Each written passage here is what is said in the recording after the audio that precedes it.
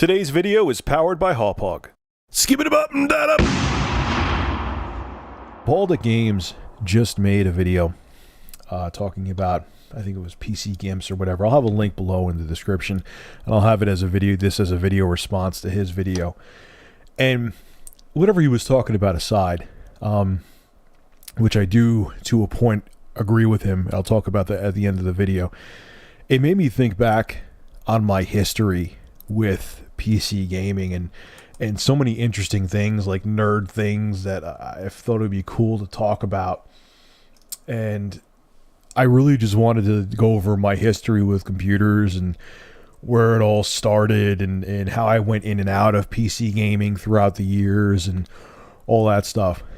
The first memories I have with PC gaming are with this is a machine that not many people know about. Texas Instruments used to make computers, and it was the TI. Actually, you know what? No. The first machine I ever remember using, my dad had a Frankenstein-looking home-built Apple II.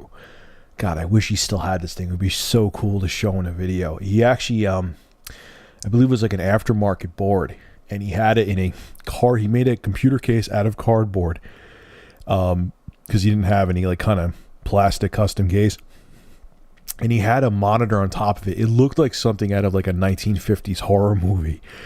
It was only green. The only color the screen showed was green, and I was a little kid at the time, maybe like 2 or 3 or 4. I remember when I was like 4ish, just like typing shit on there just to see the green color on the screen. But my first real computer memories was this weird freaking computer. Some of you I'm looking at, you hear me the mouse clicking, I'm looking for it right now. Forgot the model. It was V Westlife has a video. Actually, I have it right in front of me.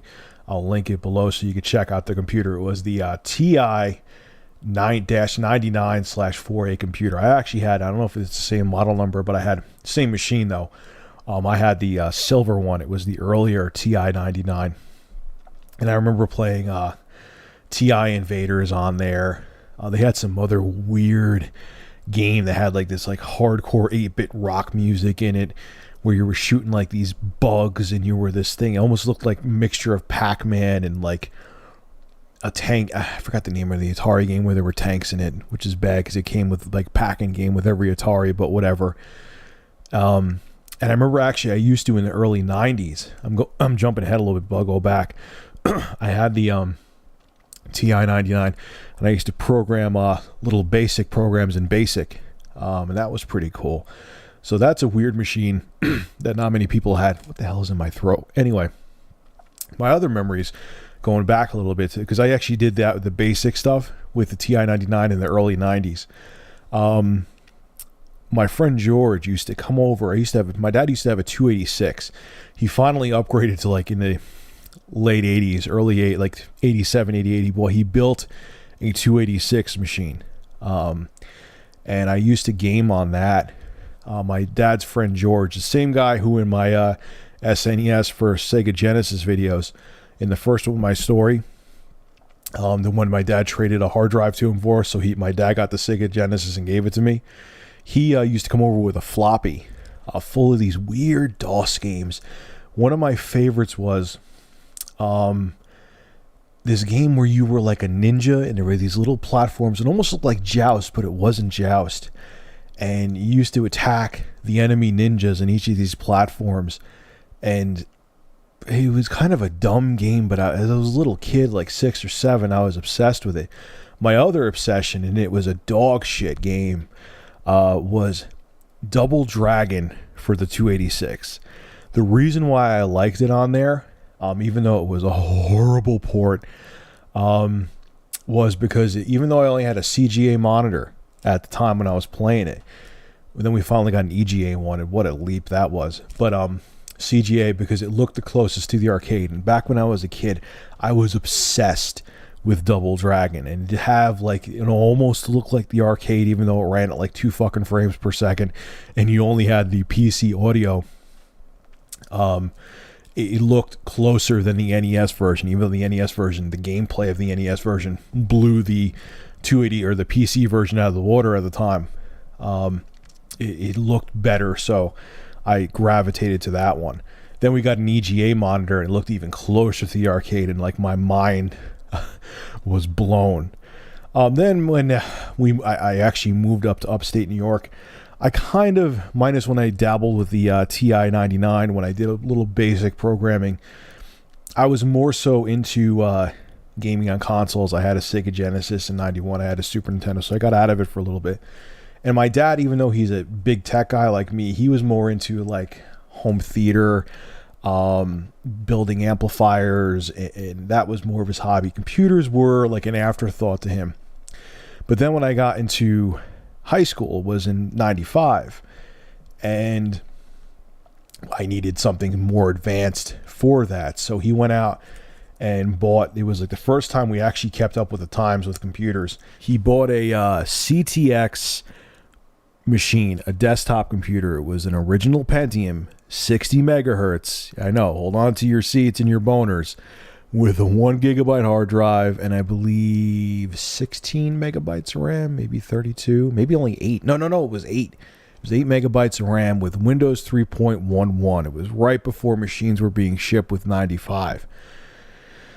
Oh my God, I got that thing, and it was like I felt like I had superpowers. Because again, before that, we only had a 286. Like, he was way behind the curve with computers, and I didn't really, I was doing, my reports for grammar school and junior high and WordStar and DOS. So we got that machine. I remember one of the weirdest things I did before I even got into gaming, like, because it was just so exciting, like getting AOL and all that shit, was I was big into Busta Rhymes back then. And I remember this was like so exciting to me. Now looking back, like, who gives a shit? But, especially when back during this time in 1995, and being a guy or a kid that didn't have, a computer that was even remotely close to modern for hell ever, I took my CD player and that song Got Y'all in Check by Busta Rhymes, and I recorded it into the computer, which that alone just flipped my shit that a computer can do that. And what I did is I set it to the lowest quality, like 8-bit 11 kilohertz or something like that, and I was able to fit 1 minute of that song onto a floppy disk and play it back on the floppy disk. I mean, it would stop like once every like 20 seconds, and it was only a minute of the song, but that to me was mind-blowing. Like, oh my God, I'm playing music from a floppy, and even though it sounded like shit, to a 14-year-old kid, it was mind-blowing.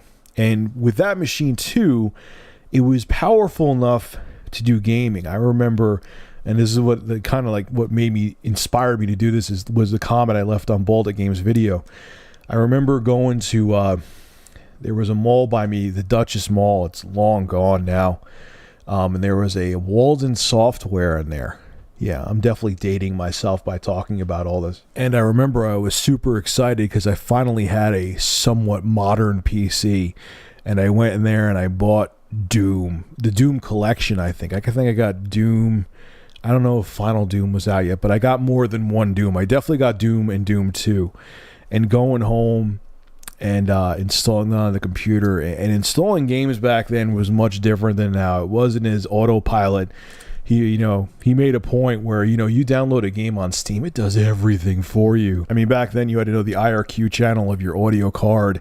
If you had an audio card, you had to, go into DOS and know where the directory for the game was you wanted to play. There wasn't just an icon on your desktop or a Steam client that you could just click on the game and play it. It was much different.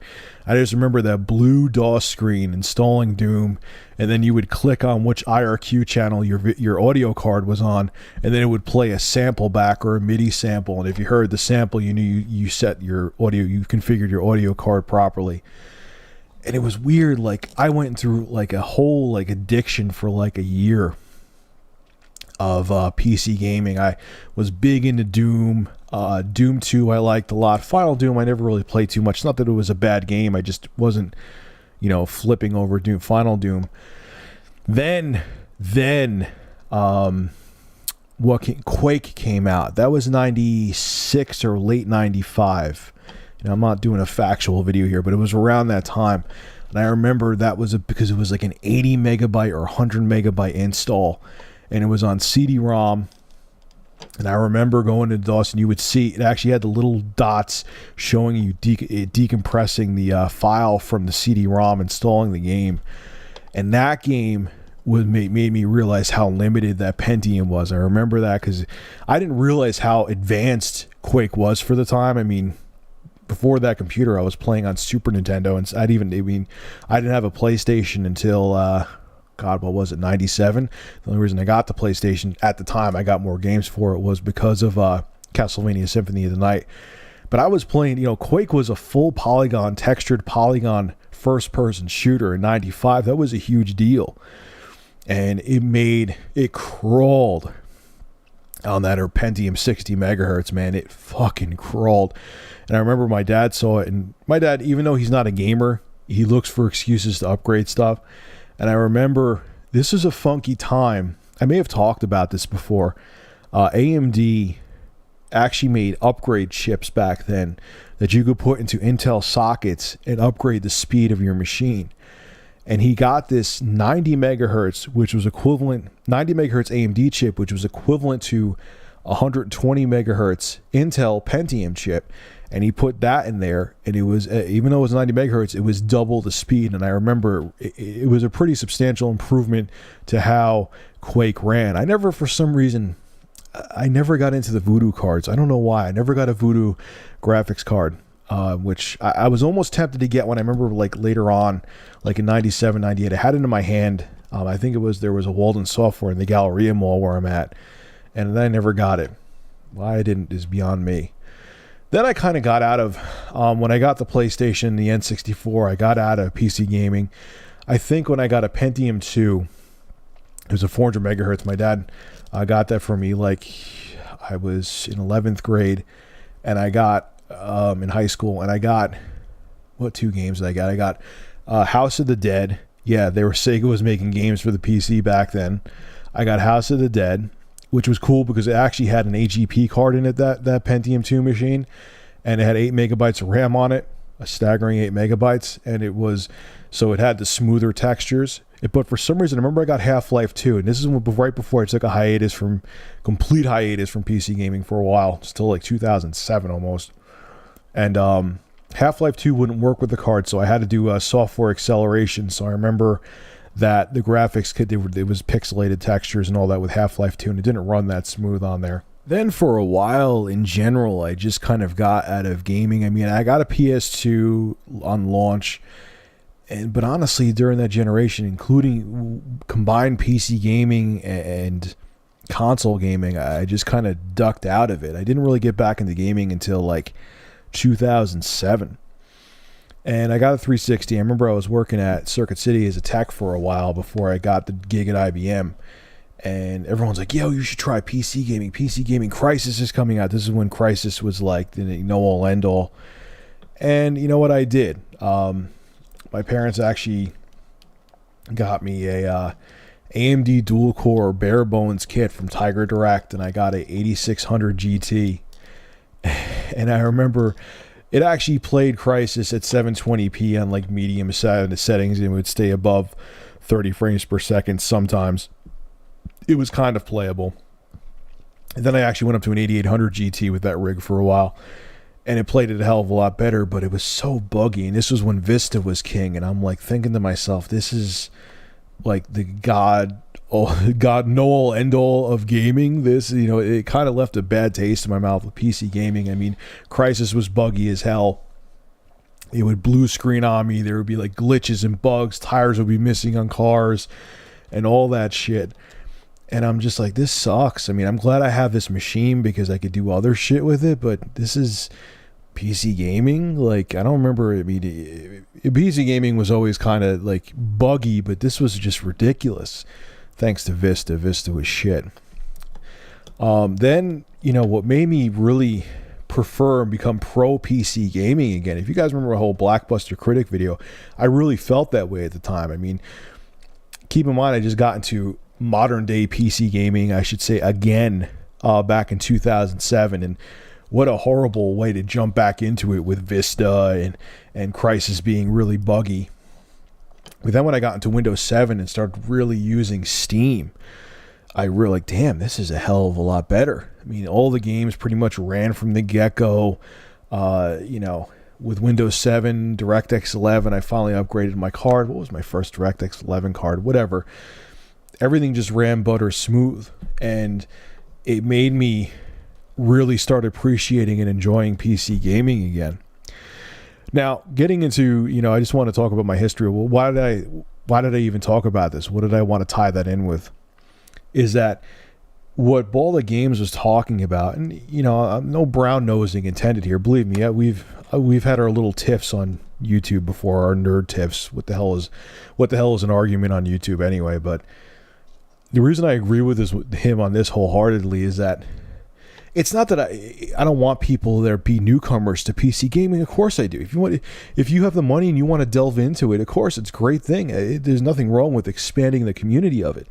But what he's talking about is the people who went out and bought like a gateway desktop like a week ago, upgraded the power supply and video card to like a 670 and plug a 600 or 700 watt power supply in there and make it like, they're the white knight of PC gaming. That's really what he was complaining about. He wasn't saying that everyone who starts out new with PC gaming is a jackass. What he was saying is that he's tired of people who, a week ago they were console gaming, now they have a PC, and now they're the white knight of PC gaming, and they don't really understand and appreciate the history behind it.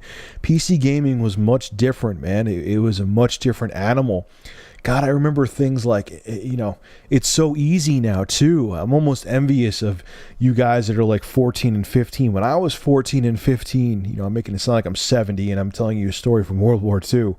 But it's true though. I remember doing a report in high school and I had a Windows 98 in my computer. Things 9 times out of 10, even if like something crashes when it installs on a computer, it's not a tragic thing. You just either reinstall it, go to the website, download an update, and 10 minutes later it's installing.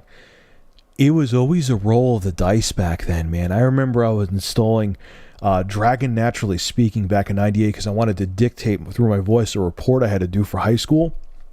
And my dad installed the software at 98 machine, crashed Windows. Blue screened, could not get back in. He had to reinstall the whole entire operating system. USB was not as plug and play as it was now. Yeah, there was USB, but you would plug something in. You'd have to try to, install the driver. Sometimes the driver wouldn't work properly. I mean, you still have to install drivers now, but it was much less convenient. The convenience just wasn't there. And that's what BaldAtGames is talking about, is that you guys come in and there's guys who, get that gateway computer, put that high-end video card, upgrade the power supply, and think they're Bill Gates, and they don't appreciate the history behind it. And PC, PC gaming was much different, and it took a long time for it to get to where it is now. It was a much different animal back then, man. I remember another thing, and then I'll shut up. I had Russian Attack for the 286 machine back in the day. And I remember, just because it was so painfully, horribly disgusting sounding, they tried to make the intro music for Russian Attack. They tried to make this intro music on the 286, and it sounded like two cats getting into a fight while a horse was trying to mate with them. I remember my ears like ringing for like I stopped playing the game even as a kid because the sound was so painful, and that PC gaming was a much different animal, man. It was much different than it is now. And you guys who were younger, who are even older, like adults who just got into it, who are going around being white knights, I'm glad you got into it. It's a cool thing. There's many pluses to PC gaming over consoles, and there's still pluses to consoles over PC gaming. But don't act arrogant. Appreciate it, because it took a lot for it to get to where it is, and respect the history of it. That's what he was getting at. He did it in a much more vitriolic way than I'm doing, but I get why he was aggravated. Respect it, man. Don't you walk into a new territory, don't act like you own it. All right, this is Rich of Review Tech USA. This is a very long video, but I'm sure people are going to enjoy it. I'll shut up now. Have a good one, and leave your tell me your history with PC gaming. Are you new to it, or have you been around it as much as I have? Have you been around computers as long as I have? Leave your thoughts in the comments section below. I'm signing out. Have a good one.